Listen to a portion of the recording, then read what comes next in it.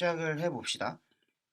아까 이야기했던 것처럼 신약은 복음서, 역사서, 서신서, 계시록 이렇게 네 가지로 이루어진다고 했습니다. 아까 묘생자매가 얘기했던 것처럼 복음서에는 사복음서, 네 개의 복음서가 있고 그다음 사도들의 기록을 담아놓은 역사책인 사도행전과 바울의 기록들을 바울이 이제 교회마다 편지를 쓴 곳, 그리고 다른 사도들이 편지를 쓴 서신서, 그리고 마지막 요한이 적은 계시록, 예언서 이렇게 총 네 가지로 이루어져 있고 우리는 복음서 중에서도 마태복음 첫 번째 적혀 있는 마태복음에 대해서 우리가 한번 이 시간 보려고 합니다. 여기서 먼저 볼 것은 복음서란 무엇인가 아까 묘생자매가 되게 자신감 없게 이야기했는데 묘생자매가 이야기한 게 답이에요. 정확히 이야기했는데 여기서 복음서는 무엇인가 라고 물어봤을 때 간단하게 이야기하면 복음서는 일단 사복음서인데 마태, 음, 마가, 마르고, 요한 이 사람들의 이야기를 적어놓은 게 바로 그 사복음서라고 부릅니다. 12사도를 세우시고 또 예수님을 희생해서 어떤 공동체를 이루시냐면 언약 공동체. 이 언약이라는 건 이따가 뒤에서 다루겠지만 성경을 읽는데 이 언약은 굉장히 중요한 요소고 뭐 중요하다는 말로 안 되고 그냥 성경은 언약 그 자체예요. 무슨 말이냐면 우리가 성경을 뭐와 뭐로 나누죠? 구약과 신약으로 약간 나눕니다. 신약. 구약과 신약으로 나누는데 여기서 말하는 구약 그리고 신약은 여기서 약속은 이 약자가 약속이라는 뜻이에요. 약속. 성경 이건 다른 말로 언약이라고 부릅니다. 똑같은 말이에요. 언약, 약속. 예전의 약속. 신약은 새로운 약속을 이야기합니다. 즉 신약과 구약, 성경이 말하는 신약과 구약 이 모든 게 통틀어서 하나의 약속의 흐름을 가지고 가고 있다는 거예요.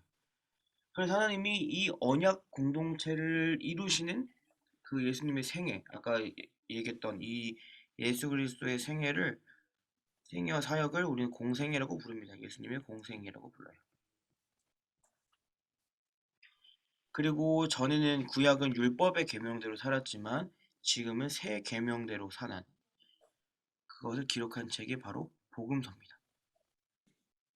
자, 우리가 지금 이제 보면은 사복음서 중 가장 먼저 쓰인 책은 우리가 배울 바로 마태복음입니다.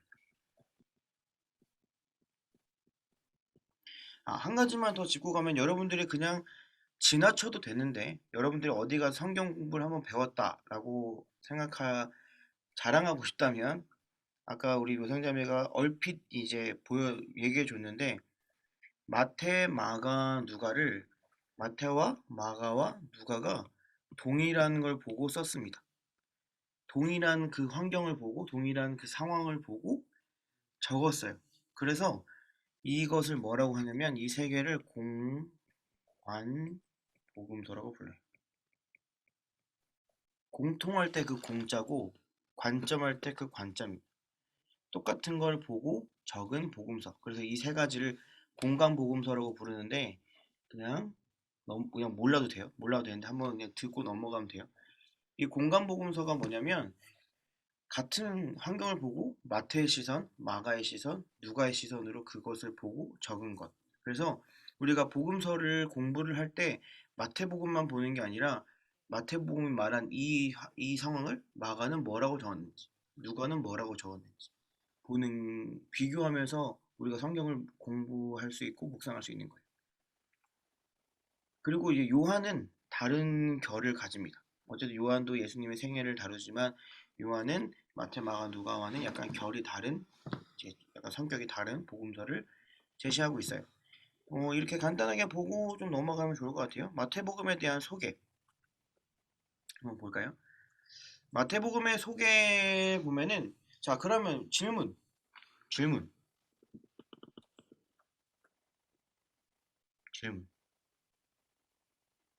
아 제가 여기를 틀렸네요.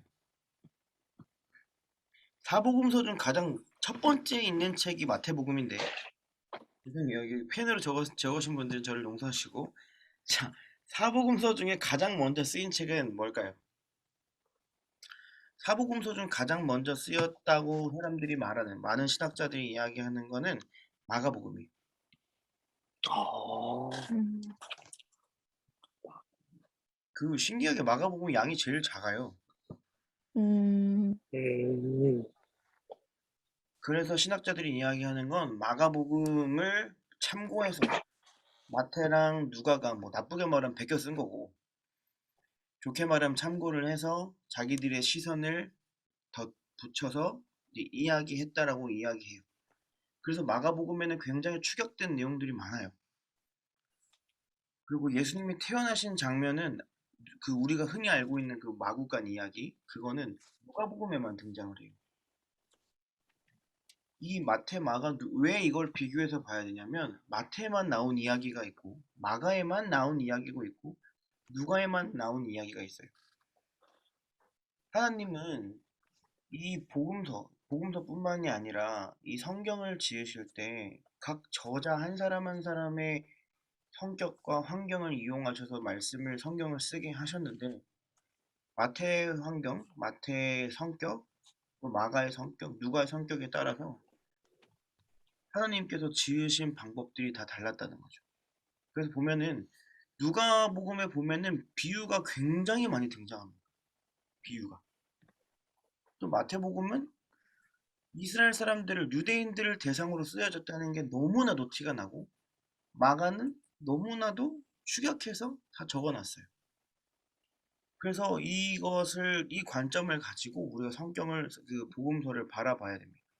그래서 뭐 그냥 어느 게 가장 먼저 쓰여졌냐라고 물어볼 때는 마가복음이 가장 먼저 쓰여졌다고 사람들이 말합니다. 뭐 이렇게 이야기하면은, 아, 제가 어디 가서 배웠구나라는 얘기를 들을 겁니다.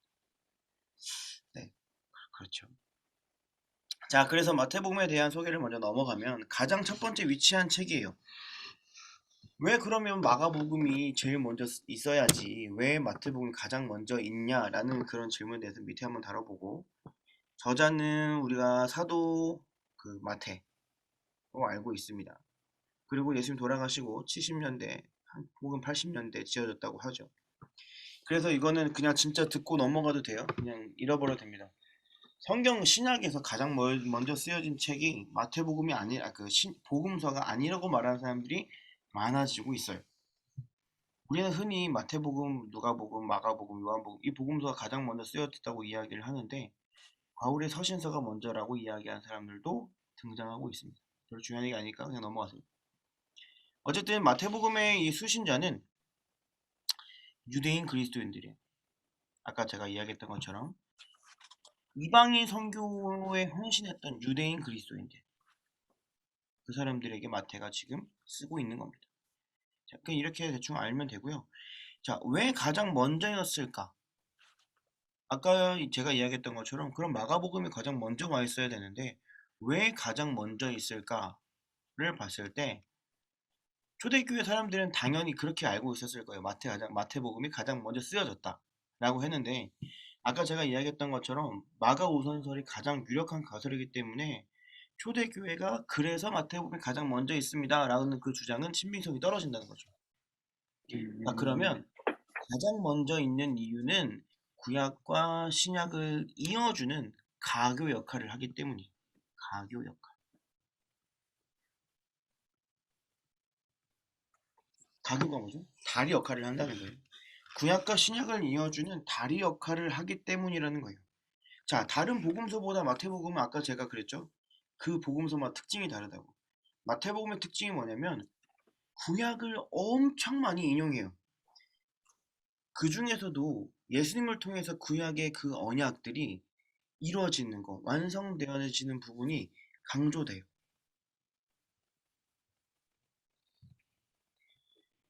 이렇게 마태복음은 구약과 신약을 이어주는 다리 역할을 하기 때문에 첫 자리에 오는 것이 자연스럽다고 생각이 돼서 가장 먼저 이 자리 위치에 있다고 신학자들은 이야기합니다. 즉, 신학의 첫 자리에서 예수님이 바로 구약에서 예언된 유대인의 왕, 메시아, 구원자, 그거라는 게 증거가 되는 거죠. 왜 가장 먼저 있다고요? 구약과 신약을 이어주는 그 다리 역할을 하고, 구약의 인용이 가장 많이 등장하고, 구약의 그 언약의 성취가 가장 많이 강조되어 있는 부분이 바로 마태복음이기 때문에 가장 적절한 복음서다라고 이야기를 하는 겁니다. 음, 여기서 보면, 여기 아까 보면 이방인 선교에 헌신한 유대인 그리스도인들이라 그래서 그 당시에 유대인들, 이 사람들이 항상 가지고 있던 게 뭐였냐면 선민 사상을 가지고 있었어요. 선민 사상이 뭐냐면 착할 선자라고 생각하는 사람들이 있는데, 선민 사상은 그 선자는 그게 아니고 선택할 선이에요. 무슨 말이냐면 자기네들이 택함 받은 백성이라고 생각을 하는 거예요. 유대인들은 하나님이 자신들만 선택했다고 사람들이 생각했어요.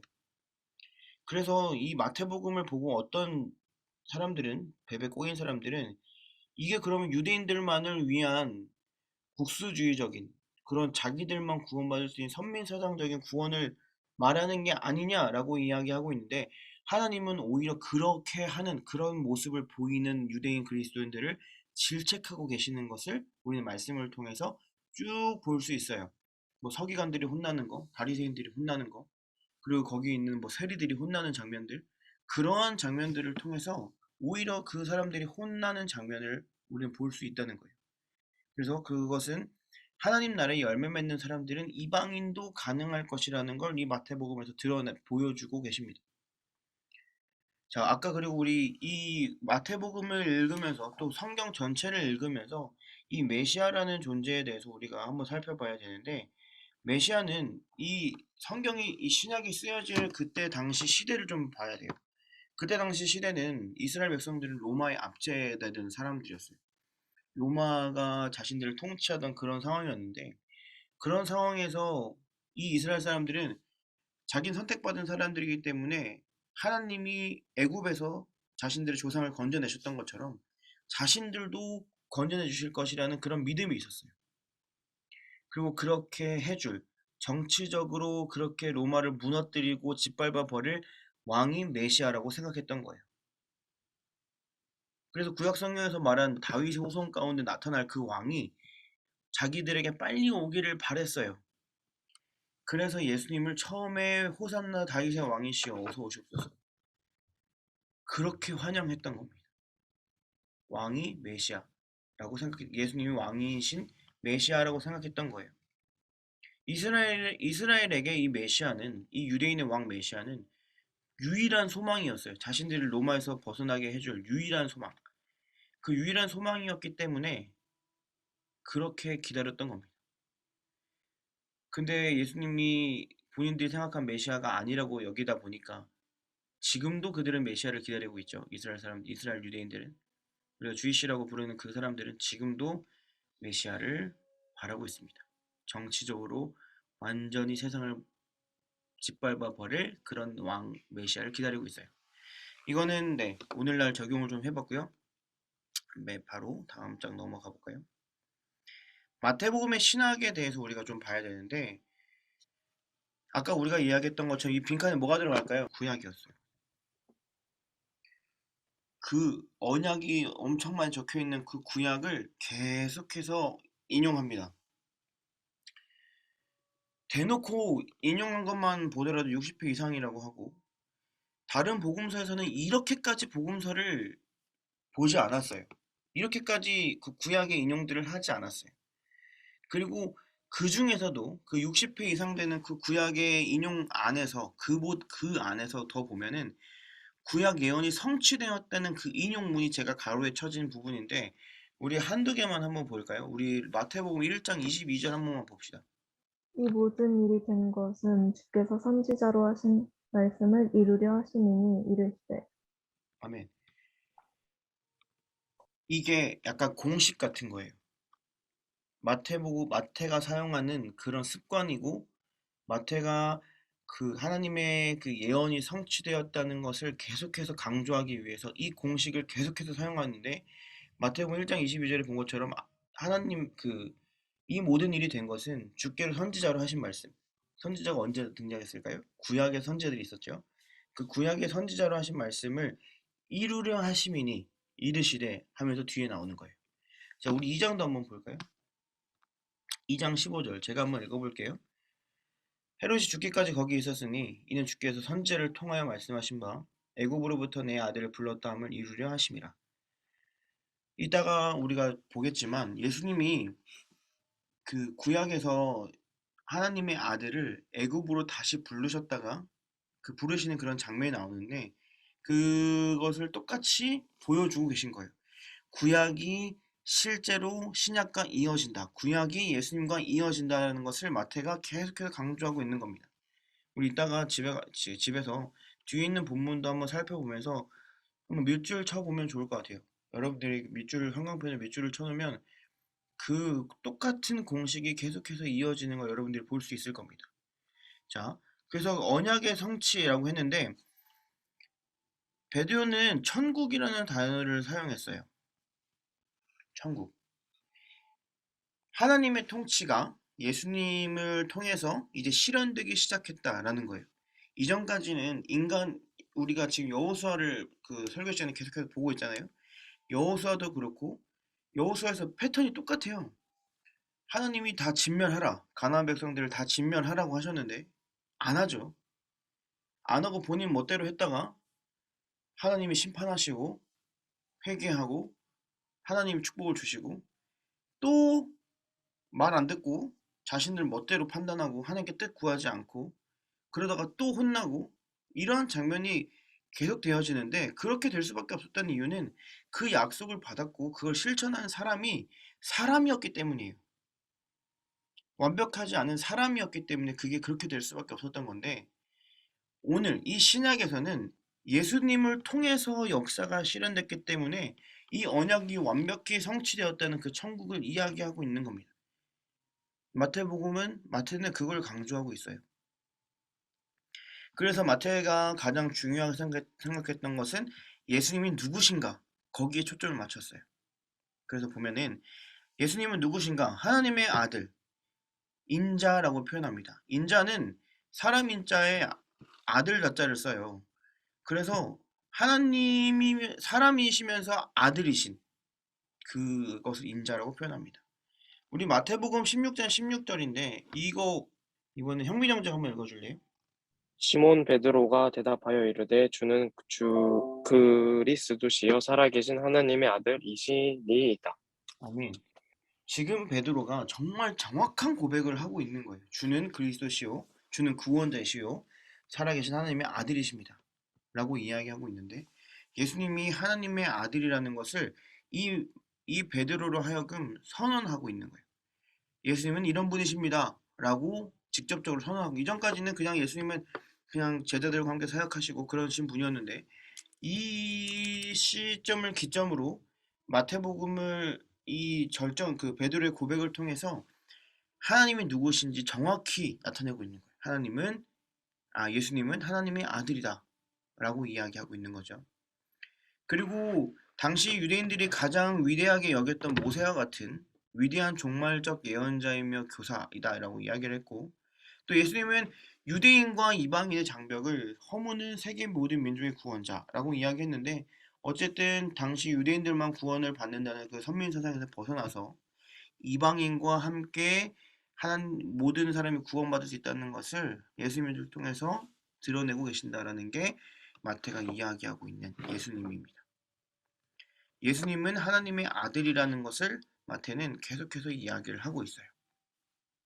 자, 이 빈칸에 뭐가 들어가냐면 의입니다. 의와 제자도. 여기 밑에도 의가 들어가겠죠. 마태가 중요하게 생각했던 그런 신학적인 요소는 의와 제자도. 의는 뭐냐면 말씀을 삶에서 실천하는 윤리적 요청이다라고 이야기하는데 흠없는 건 이야기합니다. 흠없는 것. 예수님은 제자들에게 당시에 그 존경받아 마땅했던 그런 서기관들보다 더 나은 의와 더 높은 의를 요구했어요. 그 율법을 넘어서서 아버지 하나님의 뜻을 행하는 것을 이야기했어요. 우리가 잘못 알고 있는 게 있는데, 잘못 알고 있다? 그러니까 오해하고 있는 게 있는데, 바리새인들, 뭐 서기관들, 제사장들 이런 얘기하면 사람들이 나쁜 사람들, 위선적인 사람들 항상 그렇게 생각하는데, 그렇게 생각하면 안 되는 게, 당시에 그 사람들보다 열심히 살았던 사람들도 없고, 그 사람들보다 열심히 말씀을 읽었던 사람들도 없고, 그 사람들보다 하나님의 임재를 기다리던 사람들도 없었을 거예요. 물론 그들이 행하면서 위선적인 것들도 보이고 자신들보다 밑에 있는 사람들을 무시하기도 하고, 그런 모습들은 사람들에게 지탄받아 마땅했지만, 그 당시에 서기관들, 제사장들, 바리새인들은 사람들에게 존경받는 사람들이었어요. 존경받는 사람들. 물론 그것 때문에 그 사람들 어깨가 올라간 게 문제였죠. 어쨌든 하나님은 그들보다도 더 높은 의를 요구했어요. 자, 두 번째 제자도는 자기 십자가를 지고 주님의 발자취를 따르는 삶, 자기 부인과 겸손이라고 했는데, 우리가 마태복음을 보면서 제자들이 세워지는 그런 장면들을 봅니다. 우리가 혹시 영성이라는 단어 들어봤어요? 영성. 최원자매, 영성이라고 하면 무슨 생각이 들어요? 되게 거룩한 그런 느낌? 거룩한. 네. 묘선자매, 명성하면 뭐 어떤 생각이 나요? 저는 그냥 뭔가 내면 네, 그런 느낌이 나요. 내면의 파워. 영성. 우리가 성령님. 예수님 성령님. 네. 그럼 물어본 김에 다 물어봅시다. 형빈 형제는 영성은 무슨 생각 들어요?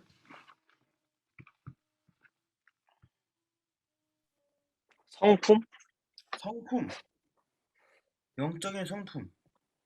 우리가 여러분들은 참 너무 정답을 이야기했는데, 영성을 잘못 이야기하는 사람들이 너무나도 많아요. 무슨 말이냐면, 이 영성이라는 단어를 제대로 사용을 해야 되는데, 영적인 파워로 생각을 해요. 영적인 파워.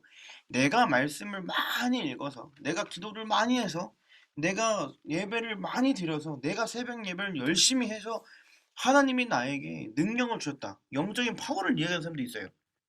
영적인 파워를 이야기하는 사람들이 있는데, 그래서 내가 뭐 예언을 할 수 있게 됐다는 둥, 뭐 내가 치유를 할 수 있게 됐다는 둥, 뭐 내가 방언을 이해할 수 있다는 둥, 뭐 제 주변에는 그런 분들이 있어요. 저는 그분 얼굴을 안 본 지가 10년이 넘었는데, 그분은 저를 위해서, 저희 엄마랑 친구인데, 우리 김경애 권사님이랑 친구신데, 그분을 보면서 그렇게 이야기를 하시더라고요.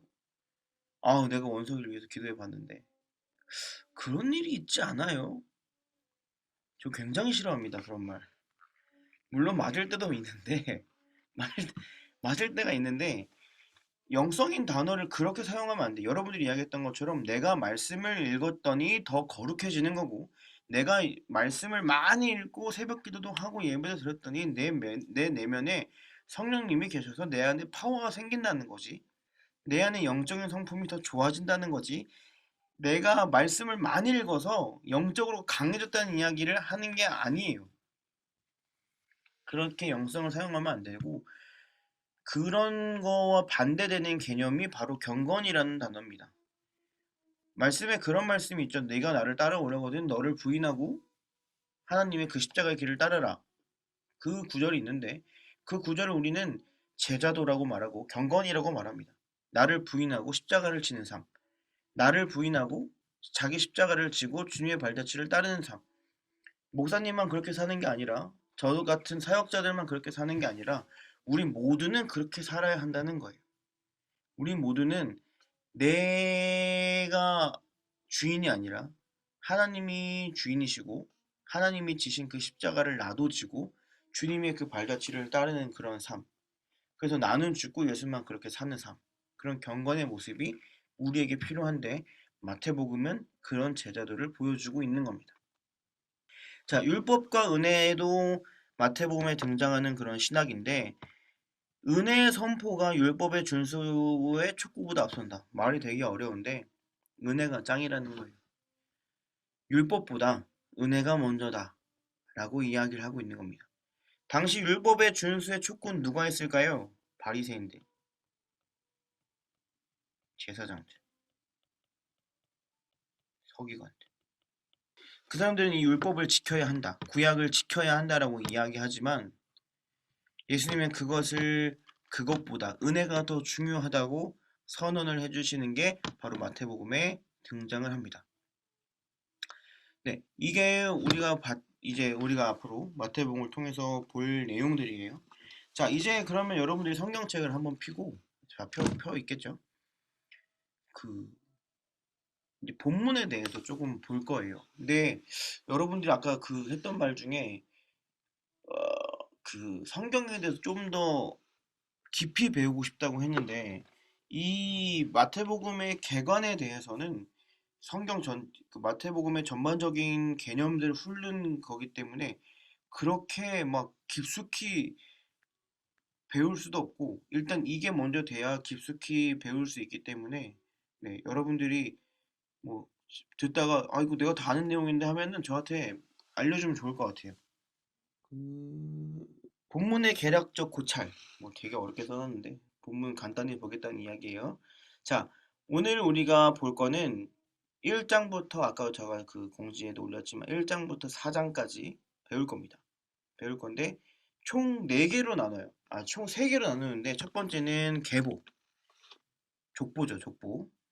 두 번째는 예수님의 탄생과 성장에 대해서 배울 거고, 마지막으로는 예수님의 공생의 준비, 예수님의 사역, 예수님의 생애, 이제 어떻게 사람들을 위해서 사역을 하실 건지 그 준비하는 단계에 대해서 배울 겁니다. 그래서 하다가 네, 이렇게 넘어가 보도록 하죠. 자, 왕의 준비라고 했는데, 왕의 준비, 예수님이 아브라함과 다윗의 자손으로 태어나서 성장하신 후에 이제 공생의 사역을 위해 준비하는 장면이 바로 1장부터 4장까지의 내용입니다. 누가복음에서는 우리가 알고 있는 것처럼 예수님이 어떻게 태어나셨고, 어디서 태어나셨고, 어떤 환경에 계셨고, 뭐 동방박사 이야기도 나오고, 뭐 예수님의 탄생에 대해서 엄청 장황하게 이야기하는데 마태복음과 마가복음에는 그런 내용이 별로 존재하지 않아요. 그냥 간단하게 예수님 태어나셨다 이렇게 하고 넘어가요. 그것보다 더 뒤에 초점을 맞춘 거죠. 자, 근데 일단 그 재미없는 족보부터 한번 볼까요? 1장 1절에서 17절까지인데 이 구약의 계보를 왜 나타냈냐라고 이야기할 수 있는데 근데 이 계보 구약에서도 마찬가지고 신약에서는 이 유대인들은 이 족보에 대해서 굉장히 중요하게 생각했어요. 뿌리에 대해서 굉장히 중요하게 생각했던 거예요. 구약도 계보를 통해서 이루어졌던 것처럼 마태는 이 마태복음의 첫 시작을 족보를 통해서 하나님의 그 역사를 보여주고 싶었던 거예요. 예수님이 나셨던 것을. 이 족보에서 여러분들이 그 성경책을 펴고 있으니까 거기다가 한번 중요한 인물 2명을 한번 체크를 해보면 아브라함과 다윗을 볼 수 있습니다. 이 족보는 안타깝게도 남자 중심의 계보예요. 옛날에는 그랬어요. 지금은 아니지만 뭐 지금도 물론 조금은 그런 흔적들이 아직도 남아있지만 당시에는 완전히 남자 중심의 그런 이스라엘 사회였어요. 그래서 아버지와 아들 이 족보로 이루어져 있는데 이 족보가 패턴이 있습니다. 아브라함까지 14대, 다윗까지 14대, 그리고 그 다음에 14번째, 그게 바로 예수님인 거예요. 14대씩 3번 이어지고 이 7대가 7을 반으로 인수분해 해봅시다. 그러면 7은 성경에서 완전수를 의미해요. 하나님이 7일 동안 세상을 지으셨기 때문에 7은 완전수를 의미하는데 아까 14대씩 3번이라 그랬죠. 근데 이거를 7대씩으로 바꿔보면 7대씩 6번이 지난 후에 그 다음 7번째 시대의 시작이 그리스도예요.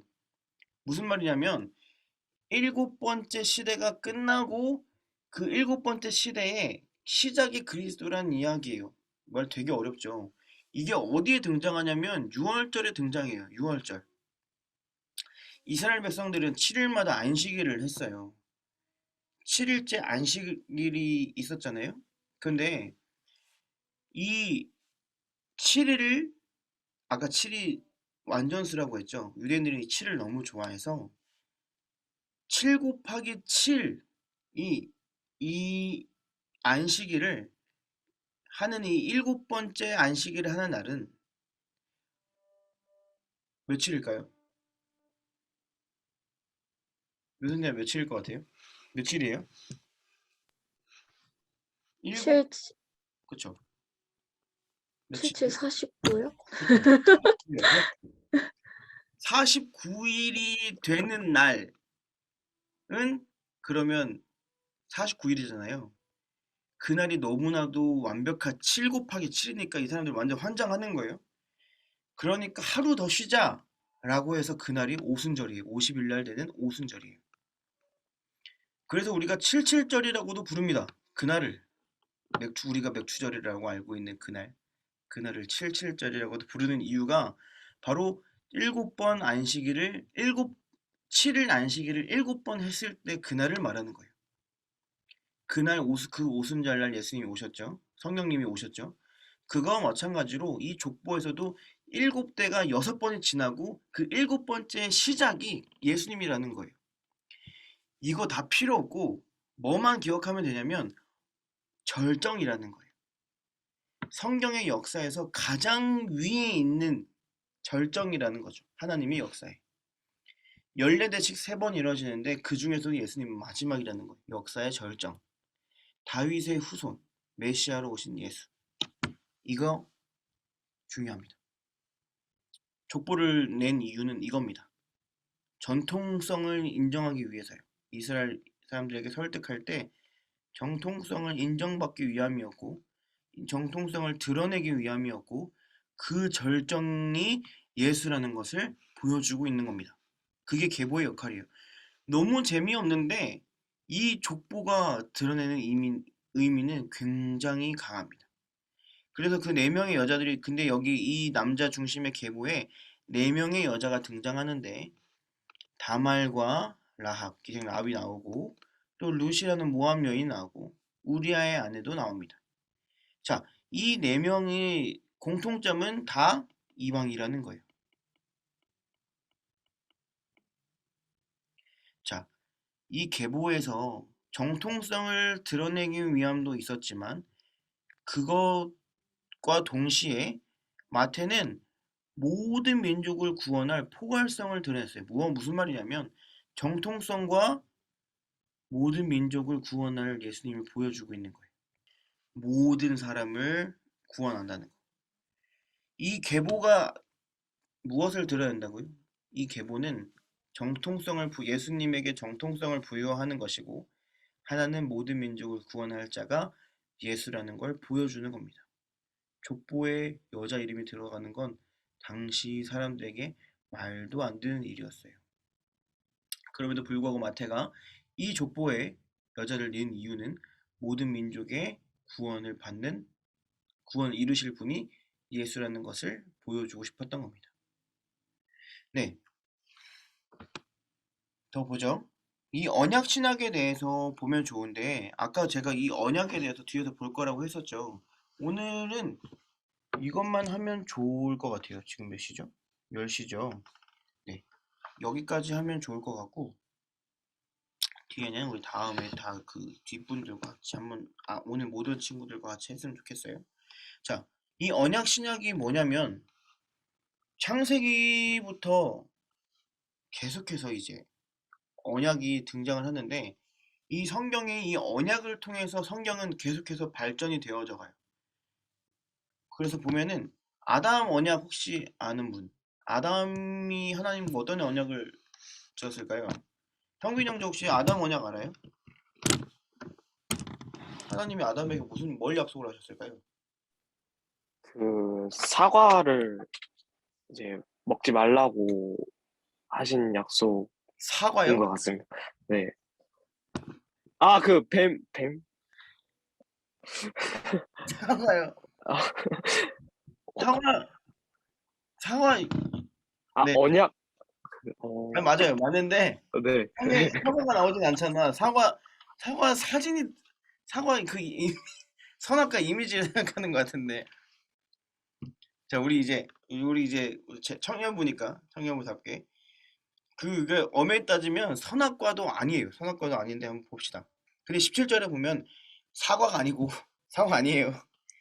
우리가 사과의 그 이미지를 생각하고 있어서 그래요. 사과 아니고 선악을 알게 하는 그 열매를 먹지 말라고 했어요.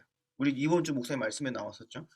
하느님이 먹지 말라고 했어요. 먹으면 너 죽을 거야. 너 했는데 하와는 먹었죠.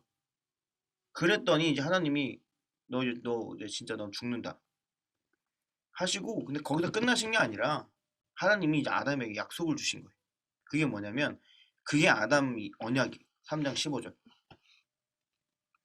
내가 너를 여자와 원수가 되게 하고 내 후손도 여자의 후손과 원수가 되게 하려니 여자의 후손은 내 머리를 상하게 할 것이요 너는 그의 발꿈치를 상하게 할 것이라 하시고, 하나님 뱀에게 저주하시면서 약속을 하신 거예요. 여자의 후손이 누굴까요?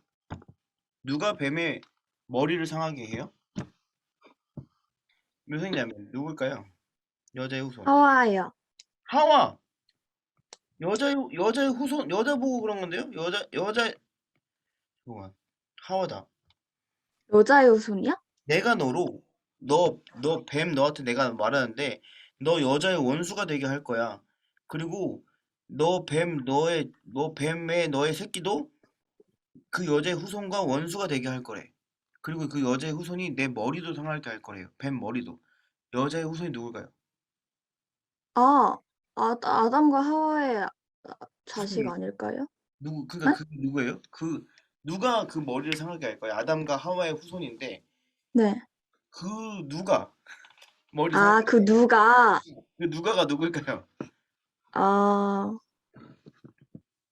그거는 모르겠는데요. 그거는 자, 네, 여기서 네. 이 마태복음 3장 15절이 왜 중요하냐면 성경에서 가장 중요한 구절이라고 해도 과언이 아닐 정도로 중요한 이유가 뭐냐면 여자의 후손, 성경에서 보통 우리가 아까 족보를 배웠지만 남자의 후손들을 기록해요. 다윗의 아들 누구 이렇게 이야기하는데 여기서 여자의 후손이래요. 성경에서 여자의 후손 누구 있을까요? 성경에서 여자의 후손은 한 명밖에 없어요. 예수님? 그쵸? 예수예요. 음. 뱀의 머리를 상하게 한다는 건 뱀 때문에 지금 이 세상에 죄가 들어왔어요. 뱀의 머리를 상하게 한다는 건 이 죄를 없애버리겠다는 뜻이에요. 죄의 뿌리를 끊어버리겠다는 이야기예요. 그러니까 죄가 사라질 거란 이야기를 하는 건데 누가 그걸 해요? 예수님이 하는 거예요. 성경에서 여자의 후손은 한 명이에요. 여자로만 후손이 나올 수 있는 사람은 없죠. 처녀가 잉태해서 예수가 난 것밖에는 불가능한 이야기.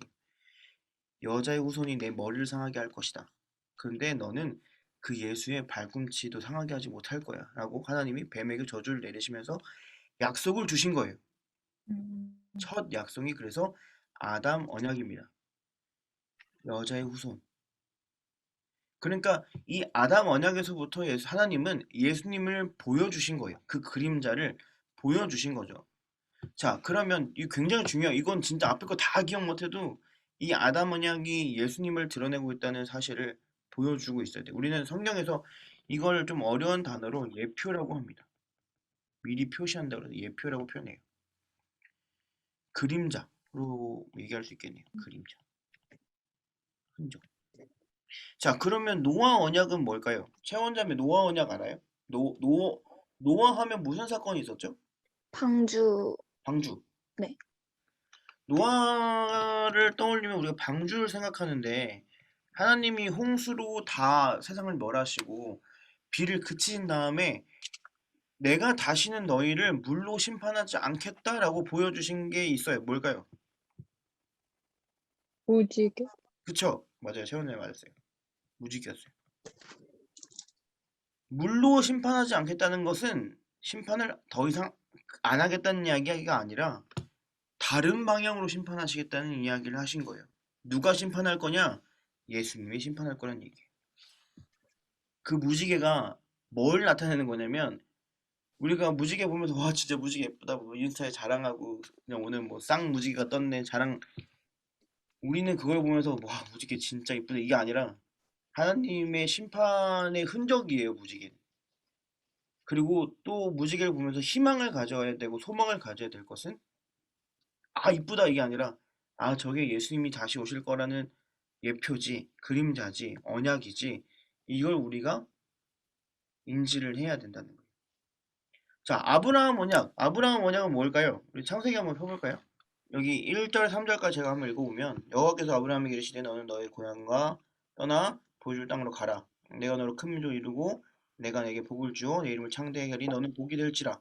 너를 축복하는 자에게 내가 복을 내리고 너를 저주하는 자에게는 내가 저주하리니 땅의 모든 족속이 너로 말미암아 복을 얻을 것이라 하신지라. 아멘. 자, 우리가 여기서 너는 복이 될지라 이렇게 약속을 주신 거예요. 너는 복이 될 거다. 이 아브라함의 후손에 예수님이 등장했던 거죠. 너는 복이 될지라 너를 통해서 수많은 사람들의 민족이 생길 건데 그 아브라함을 통하여서 예수님이 등장을 한 거예요.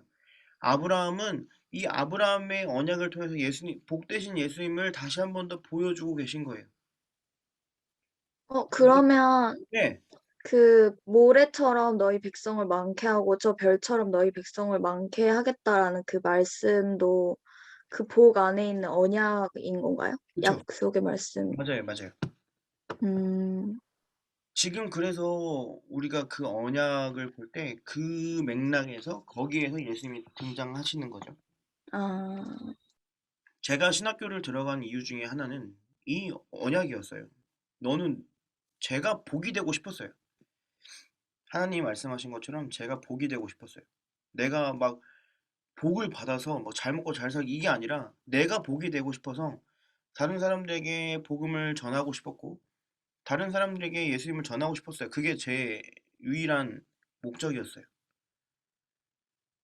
어, 여러분들도 이 언약을 의지해서 그렇게 살아내셔야 합니다. 뭐, 이 성경에 대해서 잘 알고 성경에 대해서 깊이 아는 것도 중요하지만 하나님은 우리를 복으로 부르셨기 때문에 여러분들이 세상 가운데 복으로서 그 복을 나타내는, 즉 예수를 나타내는 그런 삶이 되어야 한다는 거죠. 네, 그렇습니다. 여러분들 그렇게 살아내시기를 축복합니다. 자, 그리고 네 번째 다윗 언약입니다. 우리 사무엘하 한번 볼까요? 사무엘하 7장입니다. 네, 여기 12장 13, 그 7장 12절 13절 보면은 내 수완이 쳐서 내 조상들과 함께 누울 때에 내가 내 몸에서 내 씨를 내 뒤에 세워 그의 나라를 견고하게 하리라. 그는 내 이름을 위하여 집을 건축할 것이요 나는 그의 나라 왕위를 영원히 견고하게 하리라. 이렇게 이야기하고 있는데 뭐 이건 뭐 솔로몬이라고 이야기할 수도 있지만 이게 궁극적으로 이야기하는 건 이것도 결국 예수님을 나타내고 있는 거예요. 다윗의 후손, 다윗의 다음의 날짜가 영원히 왕국을 세울 것이라고 이야기를 하시는데 그것도 바로 예수님을 나타내고 있는 겁니다.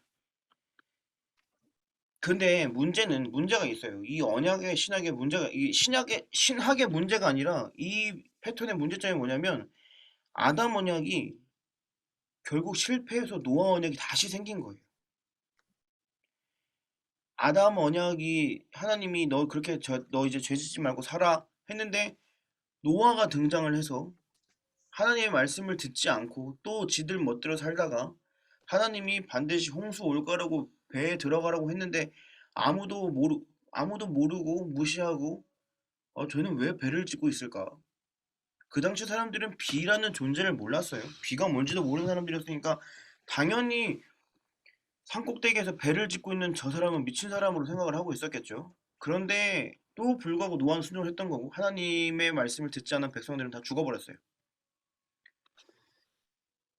분명 하나님 아담 언약을 세우셔서 잘 살라고 했는데 다 죽어버렸기 때문에 하나님은 다시 한 번 더 노아 언약을 세우신 거고 그런데도 불구하고 또 이 사람들이 죄를 짓고 또 무너지니까 하나님이 아브라함 언약을 세우신 거고 이 사람들이 또 죄를 짓고 또 막무가내처럼 살다 보니까 하나님이 다 멸하시고 다윗 언약을 세우신 거예요. 그런데 어떤 사람들은 이 언약이 그래서 실패했다고 표현을 해요. 실패한 것처럼 보인다. 그런데 이 언약 신약 그래프를 우리가 그릴 수 있는데 우린 보통 이런 그래프를 그립니다. 아담 언약이 시작이고 여기에 노아 언약이 있고 아브라함의 언약이 있고 다윗의 언약이 있고 마지막은 완성이신 새 언약이신 예수. 이 새 언약이신 예수님을 통해서 완성이 된 거예요. 예수 그리스도가 이 언약을 이 신약을 통해서 끝내신 거예요. 여자의 후손이 내 머리를 상하게 할 것이다. 그쵸? 예수님 오셔서 끝내신 거예요. 내가 다시는 너희를 물로 심판하지 않겠다. 예수님 오셔서 심판하신 겁니다. 너는 복이 될지라 모든 만물의 복이신 예수님이 이 땅 가운데 오셨어요. 영원한 나라, 영원한 왕국을 세우실 것이다. 내 뒤에 있는 수손이. 예수님이 그 영원한 나라, 하나님 나라를 완성시키셨습니다. 이 성경 처음부터 끝까지 다 그래서 구약, 신약이라는 표현을 쓰는 거예요. 예수님이 이 모든 것을 이루시고 완성시키신 거예요. 그래서 제가 예배 때, 기도회 때 이런 멘트를 한 적이 있었는데, 이번 주도 했었는데, 예수님이 이 땅 가운데 오셔서 다 하셨고, 다 이루셨지만, 이 언약이 완전히 완성되는 날이 있어요. 언제일까요? 다시 오실 큰 날. 재림이라고 표현합니다. 재림. 예수님 다시 오실 그날이 완성되는 거예요. 그래서 우리가 이런 문구를 많이 쓰는데 무슨 말이냐면 예수님의 구원은 이미 이루어졌어요. 그렇지만 아니래요. 되게 역설적인 말 같은데 되게 모순되는 말인데 무슨 말이냐면 예수님이 이 땅 가운데 오셔서 구원이 이루어졌어요. 구원이 이루어졌는데 그 구원이 완성이 되려면 예수님이 재림 다시 오셔야 돼요. 여러분들 안에 이 재림의 기대가 있었으면 좋겠습니다. 저는 그날을 소망하면서 살아요. 물론 우린 다 그렇게 살아야 하지만 물론 이 마라나타 신앙이 마라나타가 뭐냐면 예수님 빨리 오세요 하던 그런 인사말이었어요. 우린 안녕하세요, 안녕하세요, 반갑습니다, 뭐 축복합니다 이렇게 표현하지만 당시 초대교회 백성들은 너무나도 예수님을 원해서 예수님 빨리 좀 오세요. 우리 빨리 오셨으면 좋겠습니다. 그게 마라나타였어요. 그 사람들은 이렇게 예수님의 재림을 손꼽아 기다리고 살았습니다. 그 재림의 신앙이 우리에게도 오늘 이 마태복음을 배우는 이유는 여기에 있는 거예요. 예수님이 2000년 전에 이렇게 사역을 하셨지만 다시 땅 가운데 오셔서 그걸 완성시키실 것이다 라는 것을 드러내는 게 우리가 마태복음을 배우는 이유입니다. 마태복음을 통해서 여러분들이 성경적 지식을 얻어갈 수도 있겠지만 그 성경적 지식은 중요하긴 하지만 그게 다가 돼버리면 아무 쓰잘데기 없는 지식이 될 거예요. 성경이 세계에서 가장 많이 팔린 책이라고 합니다. 베스트셀러라고 하는데 이 얘기는 교회를 다니지 않는 사람들도 읽는다는 얘기예요. 학자들도, 인문학자들도.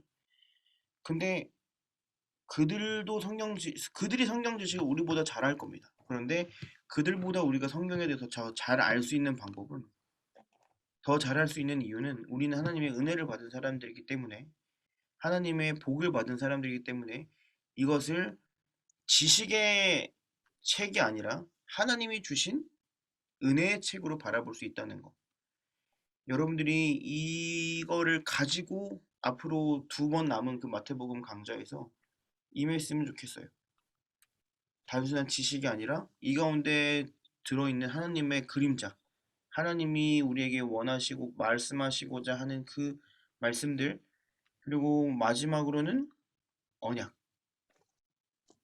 새 언약이신 예수 그리스도가 여러분들의 삶을 통치하고 다스리는 2000년 전에 일어났던 그 일이 허구의 일이 아니라 여러분들의 삶을 다스리는 그러한 여러분들의 삶이 되기를 소망합니다.